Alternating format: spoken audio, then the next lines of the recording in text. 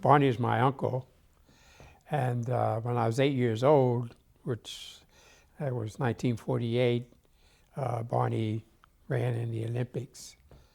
And that, of course, had a tremendous impact. I didn't quite, at 8 years old, and I guess part of the family structure, the impact of what Barney had achieved really didn't hit me at that young age.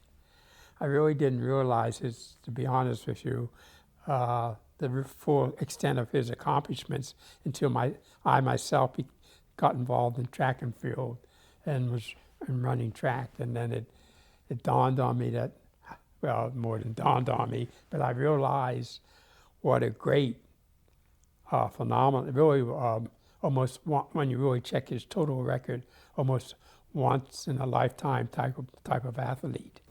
Yeah, I'll just pick off where Ron took off, and then I'll add a little bit about what influence Barney had with me. But Ron's absolutely right. When we came together, it became pretty clear when we started talking to people how forgotten Barney had become, or how he was never known by a lot of younger people.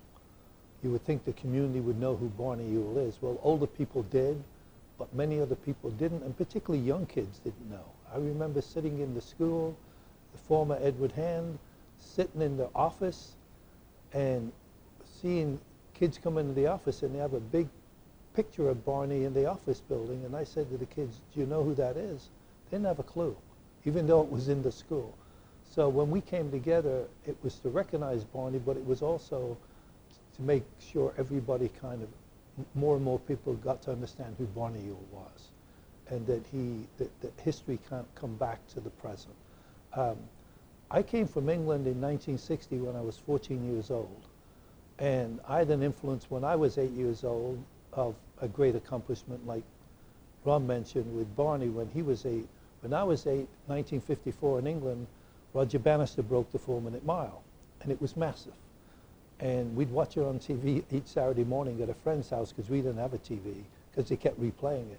Then I came here 4 years later, 6 years later, and went to McCaskey, ran at McCaskey, and who would come to the track meets was Barney Ewell.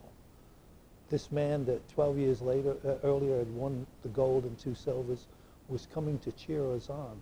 And he was just a regular person. And he made you feel really comfortable. And I couldn't believe that somebody of his stature would come and actually just sit in the stands and the bleachers at McCaskey and cheer us on.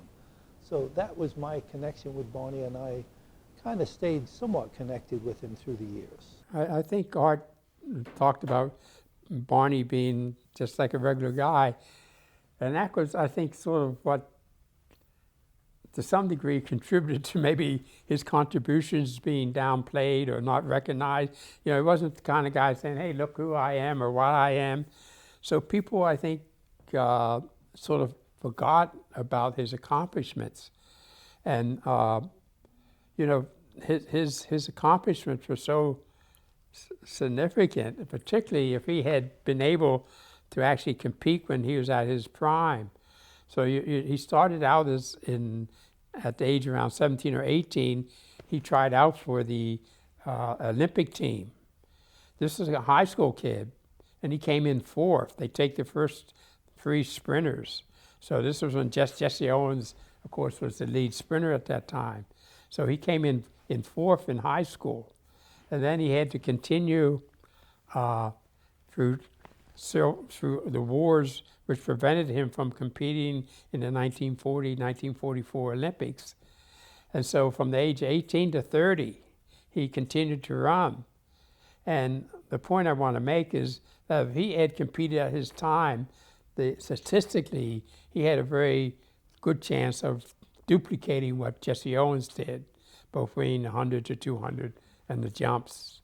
So he could have been known as, you know, one of the world's greatest athletes, but because of the time lag, I don't think the full impact of his greatness really got absorbed into the population. He was probably as good an athlete that I would have known or heard of in all the years, including Jesse Owens, because Barney Jesse Owens' world record when he was 30 years old in the Olympic trials in 1948. It was unheard of and unexpected.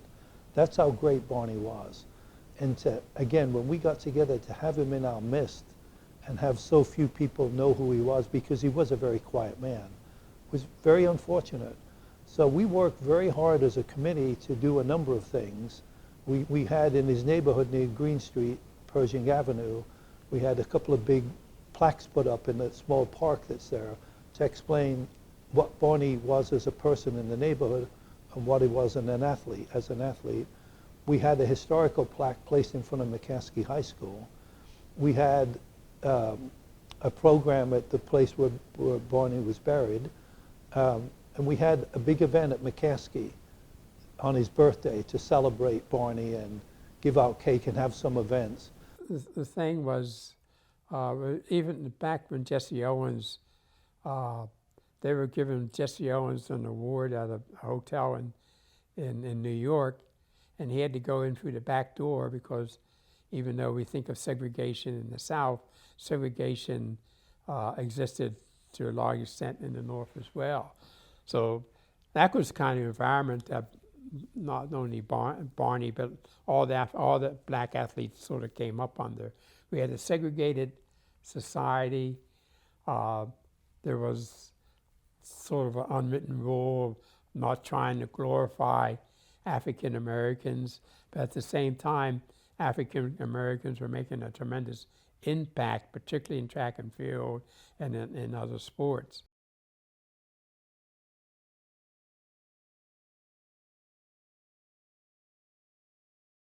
And we're in the middle now of doing the final thing we want to do, and that is have a statue put in his likeness in Ewell Plaza, which was named in Barney's honor at the efforts of our committee, that we work really hard to bring that about. And I can say for me, this has been one of the great things that I've been involved in as a person. It's very satisfying. We're working with some great people, Ken Stout, Ron, and Jeremiah Miller from the Alumni Association.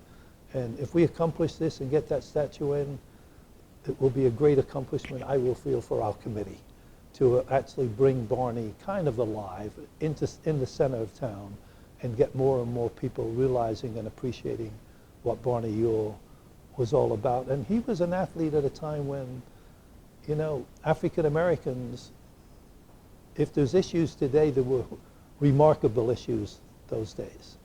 And Barney, throughout it all, was just a great human being and a great competitor and a lovely man.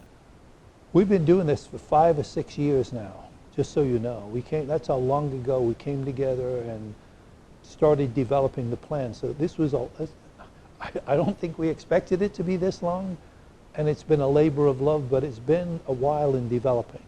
And it's really now seeing the light of day when the plaza was named after Barney and the statue's being done. But there were months and months and years that we did behind the scenes trying to kind of get things going, raise money. People have been very, very supportive in this community for the statue. We really appreciate it. I think he would beam from ear to ear, and he would be very proud, but I can imagine him saying, this isn't necessary, because that's how he was. But down deep underneath, I think he would just really, really appreciate it. I think he would be very grateful, but I think he would be, I think to some degree he might even feel uncomfortable, but I think he would certainly be very grateful that he's being recognized. But it's, again, it was not something that he would personally seek.